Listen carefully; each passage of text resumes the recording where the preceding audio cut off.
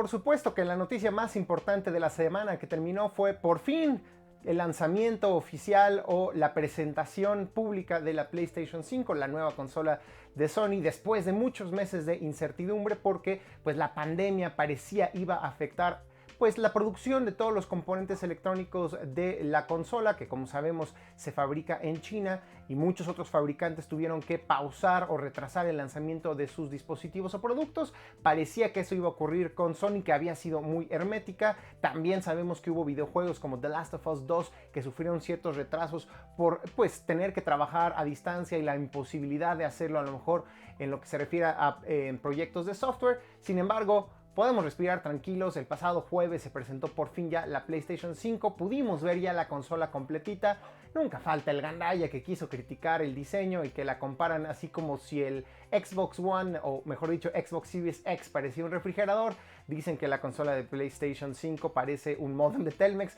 No lo sabemos. A mí sí me gustó el diseño, me parece bastante original, y este tema de los dos colores, blanco y negro, aún así pues siempre despierta polémicas. Pero lo importante, y eso creo que la gente de Sony lo tenía muy en claro, no es cómo se ve una consola, no es su diseño, no son sus colores, son los videojuegos. Y creo que en ese sentido Sony lo hizo muy bien, lanzando algunos títulos que ya se esperaban, que ya olía muy fuerte que iba a presentar la empresa, y otros más que también fueron sorpresa, no todos exclusivas. En ese sentido, las que sí fueron exclusivas fue el nuevo juego de Spider-Man, que para todos los fanáticos del superhéroe, pues sin duda alguna va a ser una razón suficiente como para comprarse la consola, pero para los fanáticos de los cómics, pues jugar con Miles Morales, este personaje relativamente reciente de la cosmogonía de Spider-Man y que le da un aire de mayor diversidad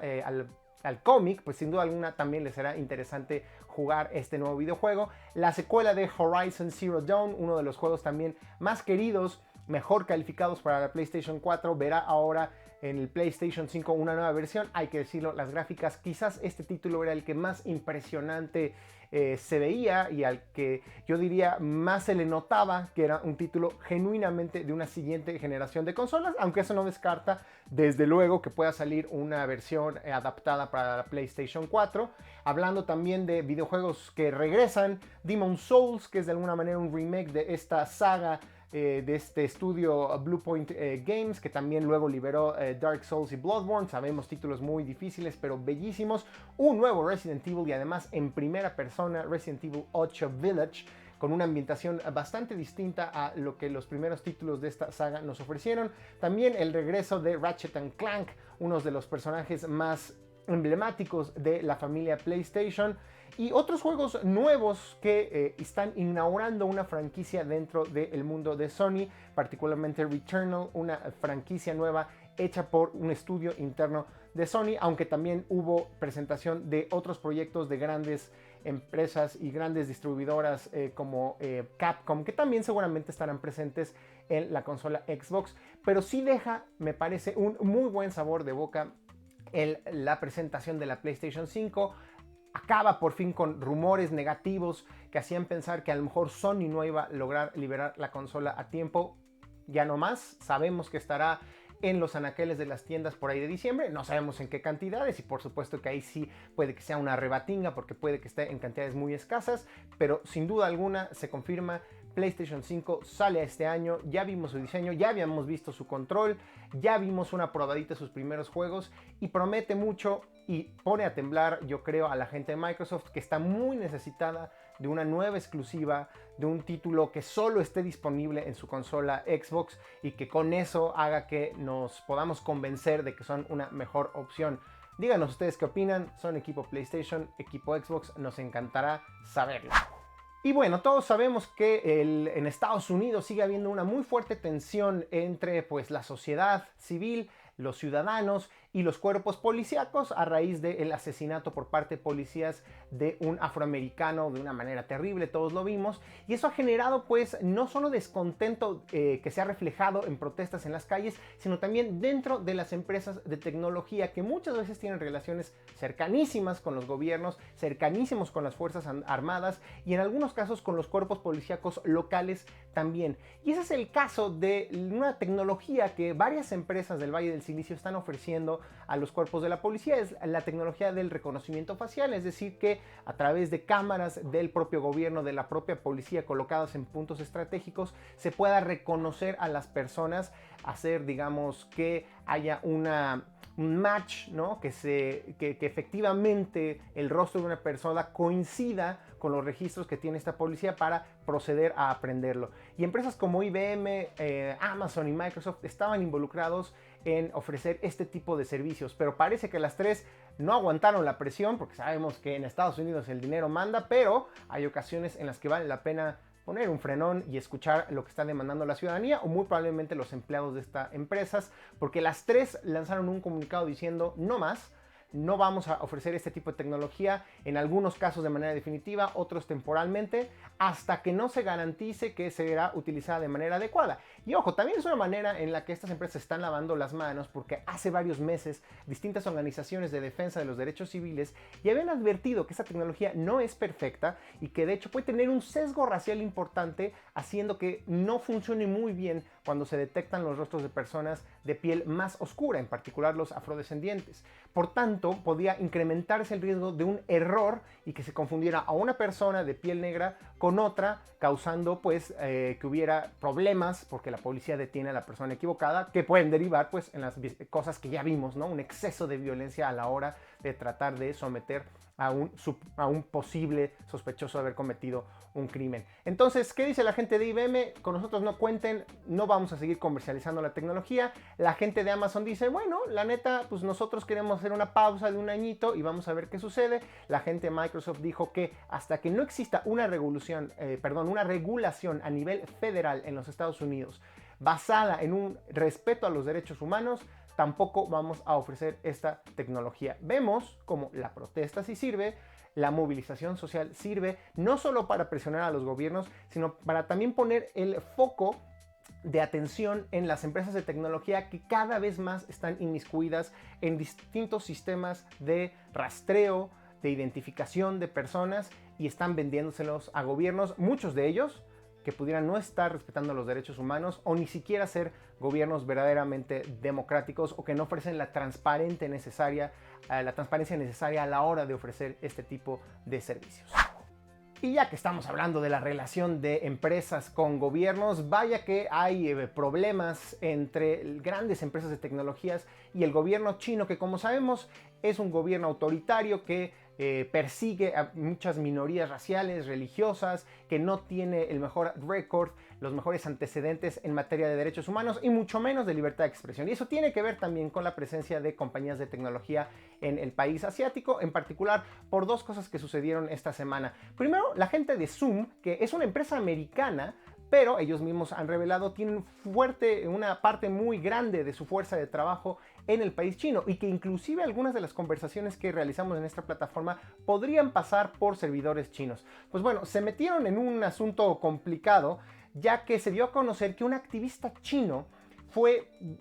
sacado de la plataforma, su cuenta fue suspendida porque esta persona estaba justamente organizando una especie de protesta virtual dentro de Zoom para conmemorar el aniversario número 31 de la masacre de Tiananmen, uno de estos hechos históricos en China en donde murieron cientos de personas que protestaban en contra del gobierno. Y por supuesto que hay mucha sensibilidad alrededor de los exiliados chinos que saben que esta fecha es especial, pues porque conmemora una lucha en contra del gobierno que permanece ahí en China sin respetar la libertad de expresión. Pues todo parece indicar que Zoom recibió presión de parte del gobierno chino para,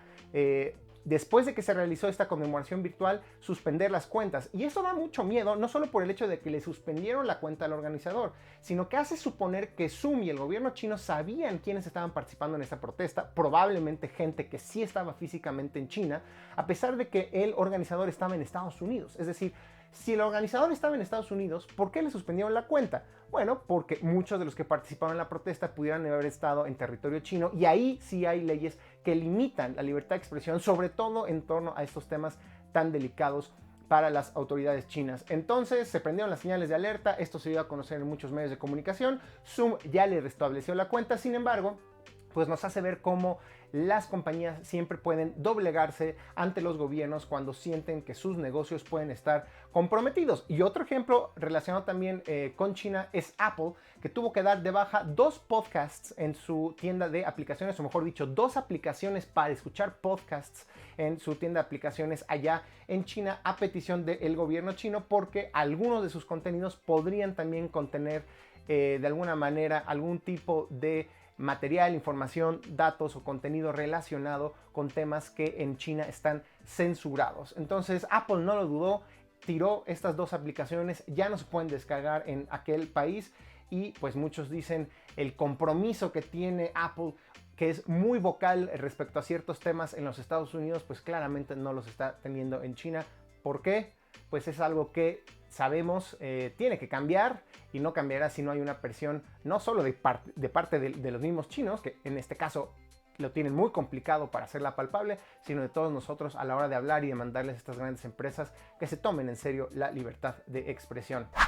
Y en otro tema súper polémico, lo que hizo Facebook llama mucho la atención, puesto que colaboró con las autoridades estadounidenses de investigación federal, el famoso Buró Federal de Inteligencia, el FBI, para hackear a una persona, es decir, para vulnerar la seguridad informática de un individuo que estaba haciendo mal uso de esta red social. Estaba haciendo de hecho cosas espantosas, acosando a mujeres jóvenes, extorsionándolas, pidiéndoles fotografías y videos, y que si no lo hacían las amenazaba con hacerles cosas terribles, inclusive con asesinarlas. Por supuesto que este tipo era una cosa espantosa que no debía estar en la plataforma, pero Facebook no pudo o no podía colaborar lo suficiente con las autoridades para que dieran con él, porque esta persona estaba utilizando una serie de tecnologías pues, que protegían su privacidad, protegían su identidad. ¿Qué hizo entonces Facebook? Contrató a una empresa privada específicamente para desarrollar un software que permitiera aprovechar la vulnerabilidad de un componente del sistema operativo que estaba utilizando esta persona, de esa manera poder identificar su dirección IP, es decir, esta dirección única en internet que cada computadora o dispositivo tiene para saber dónde nos encontramos, y de esa manera el FBI pudo dar con la captura de esta persona. Tema polémico porque si bien no cabe duda que esta persona era un tipo nefasto que estaba haciendo un mal uso de Facebook,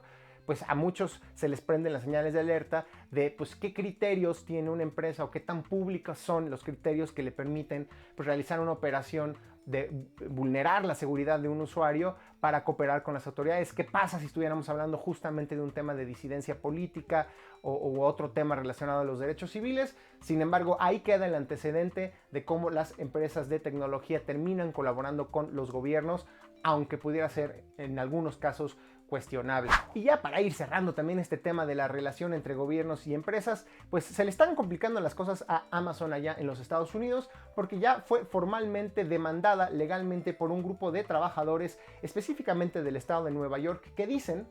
que no están cumpliendo con las medidas elementales para salvaguardar su seguridad y su salud durante la pandemia de COVID-19, porque trabajan en los almacenes y estos empleados aseguran Amazon no está siguiendo los lineamientos mínimos, empezando por el tema de que haya una limpieza de sus lugares de trabajo y un seguimiento de los casos positivos de colegas que pudieran haber ido a trabajar estando infectados y por tanto saber quiénes eran, dónde estaban, a qué horas estaban y con qué otros empleados pudieron haber tenido contacto. No es la primera vez que se escucha inconformidad por parte de empleados que trabajan en las bodegas de Amazon. Veremos si este tema, digamos, crece y la inconformidad es mayor y Amazon termina teniendo que llegar a una especie de acuerdo o pagar la demanda, o si el caso se cae y resulta que Amazon sí estaba tomándose las cosas muy en serio. Como sabemos, muchas empresas han sido afectadas por la pandemia y las restricciones derivadas de la misma, el tema de promover el aislamiento social y el que todos nos quedemos en casa. Y bueno, por supuesto que Airbnb, este servicio que conecta a personas que quieren viajar y hospedarse en ciertas ciudades del mundo con gente que ofrece sus departamentos o sus casas, pues ha tenido una afectación tremenda. Sin embargo, hay esperanzas porque la propia empresa dio a conocer que está habiendo más bien un cambio respecto al tipo de reservaciones que la gente hace en sus plataformas. Obviamente, Airbnb sabe dónde se encuentra la persona que quiere hacer una reservación y dónde se encuentra el lugar a donde se quiere hospedar. Y se dieron cuenta que la gente está dejando de hacer viajes transatlánticos o que requieren viajar en avión a destinos lejanos y está optando por hacer reservaciones en destinos cerca de donde viven y a donde pueden llegar vía automóvil. Sabemos que muchas personas, a lo mejor de manera no muy recomendable, aprovecharon este tema del aislamiento social y la pandemia para irse a sus casitas a Cuernavaca o a rentar en Acapulco, y mucha gente lo está haciendo no solo en México, sino alrededor del mundo, como la propia gente de Airbnb lo dio a conocer. Ojalá y esto le permita a la empresa sobrevivir o, digamos, navegar en estos tiempos turbulentos para que cuando todo esto termine, changuitos, podamos otra vez ver Airbnb conectando personas que quieren viajar a todos lados del mundo con gente que ofrece su departamento o su casa.